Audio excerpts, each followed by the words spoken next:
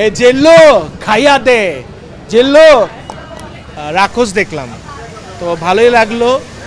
মেহেদী হাসান হিরোর ভাইয়ের direction average ছিল, আমি বলবো ফ্ললেস।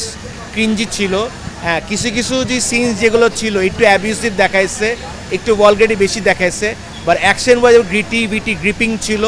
আর বলতে গেলে একটু ডায়লগসগুলো একই রেপিটেটিভ লাগছে, কিন্তু কিছু যেটা জিল্লু খাইয়া দে খুব ভালো লাগছে, মানে একই রেপিটেটিভ ডায়লগ, কিন্তু জিল্লু ডোন্ট ফাকিং ক্রাই এইরকম। আর সিয়াম ভাই অনেক ইম্প্রুভমেন্ট আসছে অ্যাক্টিংয়ের ওয়াইজ, জেনার ওয়াইজ অনেক অ্যাক্টিং আসছে।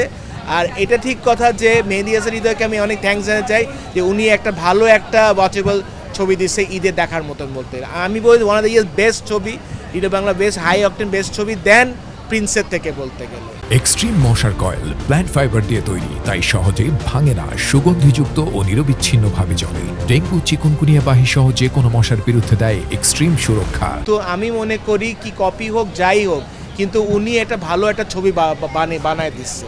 আর একটা সিএম ভাইয়ের আমি বলবো যে খালি পজিটিভ ক্যারেক্টার না, নেগেটিভ ক্যারেক্টার ছিল, দুই ভাইয়ের ক্যারেক্টার ছিল। তো আমি চাই যে মেহেদী হাসান হৃদয় ভাই যদি আরেকজন ভালো অ্যাক্টরকে নিয়ে করতে পারে বিসাইড সাকিব খানকে নিয়ে, এখন যদি উনি নতুন ছবি আনতেছে বিদায় দিয়ে করতে পারে আর নিশোর ক্যারেক্টারকে নিয়ে, তাই সিএম ভাইকে নিয়েই করুক।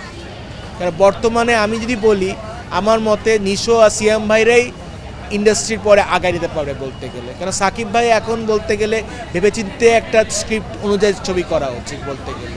প্রিন্স দেখেছি ভাইয়া, কিন্তু প্রিন্সে একটা খুব ফ্লজ লাগছে আমার, ভিএফএক্স সিনেমাটোগ্রাফি ওয়াইজ অ্যাকশন দিতে ভালো, কিন্তু ভাইয়া আমার সাকিব ভাইয়ের নিউ মানে রণবীর কাপুরের রাজকুমার হিরানি সানির ওয়াঙ্গার অ্যানিমেল লুক লাগছে, কিন্তু কোনো পারফরমেন্স কিচ্ছুই পারলাম না। আর ওনার একটা ডায়লগ দেখছি, আমার সাথে ব্যবসা করলে মিষ্টি, আমার সাথে ব্যবসা করলে বুলেটের মিষ্টি, এইটুকুই ভাই, আর কোনো কিছু পাইলাম না ডায়লগের মধ্যে। ওই একই অ্যাকশন ভাইয়া, সেম থিং, রেপিটেটিভ অ্যাকশন বলতে গেলে।